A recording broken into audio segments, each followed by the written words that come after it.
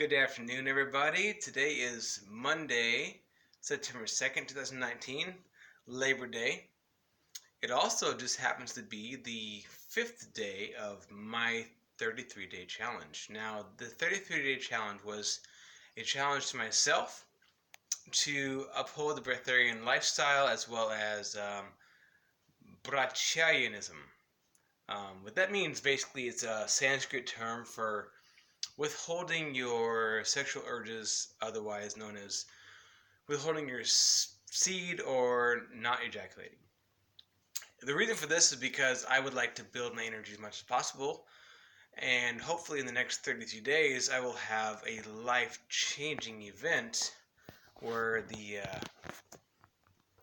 goal is that the Kundalini raises up through the Sushumni and activates all the chakras, etc., etc. Now, if there's any Hindu script that's worth listening to, it's this one. You cannot make it a time-sensitive thing. There are several proverbs and parables about those people who said, okay, how much time do I have left? And those who said, I have this much time left, they gave up and were done. Those who said, okay, I have this much time left, great, I will keep going no matter what, they were instantly enlightened. So I'm well aware that, putting a time limit on this is kind of the worst possible scenario. But I'm going to give you another scenario. And that is the idea that the mind has to be tricked. The mind is an aspect of the physical body. It came with this body in this physical universe as a way to experience the universe as a human. Every being has a mind that comes with the body. Animals, for example, have a soul, the same soul as we do, the Purusa, the Atma. By the way, I did look up, and the super soul is Paratma, Paramatma with an M, Paramatma. So that was not a mistake, that is true. I don't know why, I have to study my Sanskrit better, but Paramatma is the super soul. Super soul is God or Krishna or Rama or whatever you believe, Jesus Christ's Father or Jesus Christ himself if you're Christian, whatever, I don't judge. But essentially, God lives in your heart as the super soul, and your soul lives in the heart as well as the Atma or the Purusa. And again, depending on what text you look at, the Purusa is either your soul or God's soul. You could look at it more sophisticatedly, saying the Atma or the Paramatma, which is ultimately the super soul or God or Krishna or Rama. If you guys have questions about any of that, let me know. All of my information comes from the text that I read, the Bhagavad Gita as it is, and the Yoga Sutras of Patanjali, I should say. And a few other things as well, but those two are the big ones. So, back to the point. I am on a 33-day quest of purifying my body and myself. When I say myself, I mean all four bodies. Physical, mental, emotional, and spiritual. That's the breatharian way. The breatharian lifestyle is to purify and absorb prana in the four different bodies so that you can be your highest self, your highest being, and basically activate all of your chakras, become connected to source, etc. So that's what I'm doing. These 33 days, I am not eating any solid foods. I am drinking only liquids. I am not allowing myself to ejaculate, so I'm saving all of my energy as much as possible. It's not just not ejaculating, it's also moving as little as possible during the day and thinking as little as possible during the day. If you have to think about good things. Think about a mantra, or better yet, think about nothing. Think about saying the term Om, and that because Om is the name of God. There's a lot of reasons for that being, and I will let you know if you are interested. Let me know. Ask me. I can talk about that. But Om is the name of God, or I should say the Creator, the source. It's the beginning of all sounds, and we can go into detail about that, but it's all laid out in the Sutras of Patanjali, if you want to know. What else? Oh yes, today is my 5th day. I have not eaten solid foods in 5 days.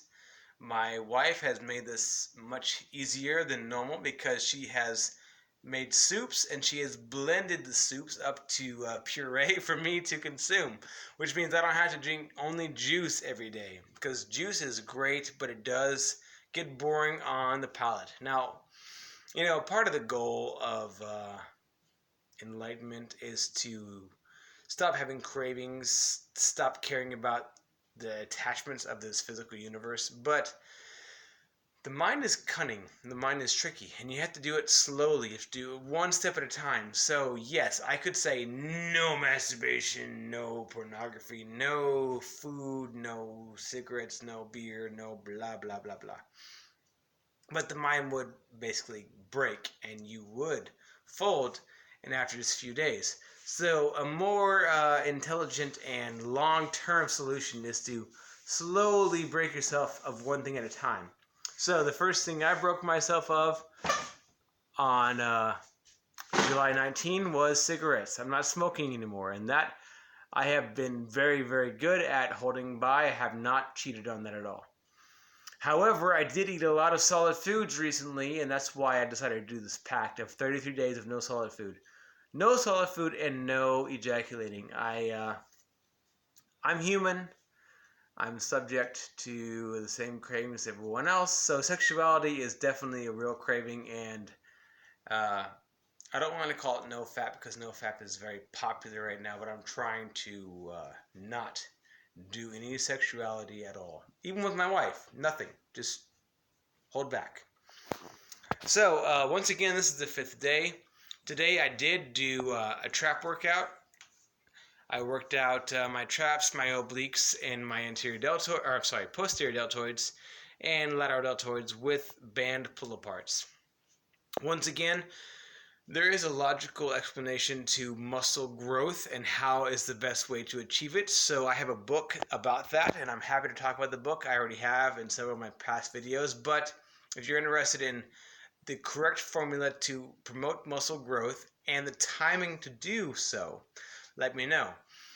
You don't want to work out a particular muscle group more frequently than 7 days. So at least 7 days recovery, even more is ideal. And you want to work it out in a certain way to guarantee maximum fatigue and the physiological response for growth. So that's what I did. I did several sets of failure that were failure in less than 90 seconds. That is kind of the key. You want your traps, your muscles you're working that day to completely fail with enough weight that they fail within 90 seconds. Not I mean fail like it got hard. I mean fail like you cannot do any more at all. You are done and you give up. Your muscles just buckle under the weight. That's what I did. So several sets.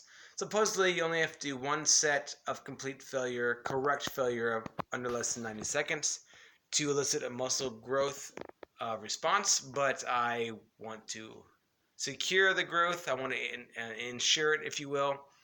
So every single set I did was guaranteed to elicit a response. Every single set failed in less than 90 seconds, and they were all torture, which was why I feel really good about it, Everyone has done a workout, and they felt really like, okay, that was pathetic.